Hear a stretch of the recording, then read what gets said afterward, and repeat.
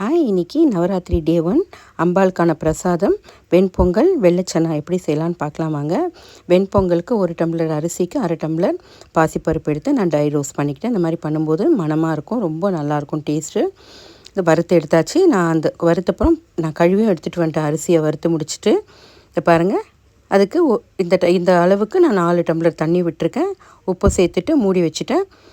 இந்த மாதிரி பண்ணும்போது ரொம்ப சாஃப்டாகவும் டேஸ்ட்டாகவும் இருக்கும். நான் குக்கரில் பண்ண மாட்டேன். பாருங்கள், ஆல்மோஸ்ட் பொங்கல் முடிஞ்சிடுச்சு. இப்போ தாளிச்சிக்கலாம். நெய் எடுத்துகிட்ருக்கேன், இஞ்சி தட்டி வச்சுட்ருக்கேன், மிளகு, சீரகம், கருவேப்பிலை, முந்திரி. நெய்யை விட்டுட்டு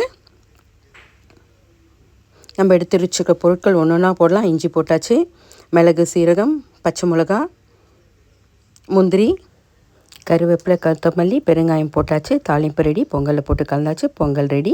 அடுத்தது சுண்டல் வேக வச்சுருக்கேன், அதை தாளிச்சிக்கலாம். அதுக்கு கடுகு, கடலைப்பருப்பு, உளுத்தம்பருப்பு, வரமிளகா, பச்சை மிளகா, இஞ்சி தட்டி எடுத்துகிட்ருக்கேன், கருவேப்பிலை, கொத்தமல்லி, பெருங்காயம், தேங்காய் துருவல் எல்லாத்தையும் ஒரு சின்ன கடாய் எடுத்துகிட்டு எண்ணெய் ஊற்றி நம்ம எல்லாத்தையும் வதக்கி சுண்டலை போட்டு ஒரு கலந்து எடுத்து வைக்கணும். சுண்டலும் ரெடி ஆகிடுச்சு. நம்ம ஃபஸ்ட் டே உமா மகேஸ்வரி மாதா தேவியை நம்ம வழிபடலாம். அவங்களுக்கு எல்லோ கலர் பிடிக்கும். அந்த எல்லோ கலர் துணியை போட்டு நம்ம ரெடி பண்ணியிருக்கிற பொங்கல் பிரசாதத்தை வச்சுட்டு பழம், அவங்களுக்கு பிடிச்ச பழம், மலர்கள், வெல்வம் கொண்டு அர்ச்சனை செஞ்சு அவங்களோட பிளெஸ்ஸிங்ஸை நம்ம எடுத்துப்போம். தேங்க்ஸ் ஃபார் வாட்சிங். Thank you all.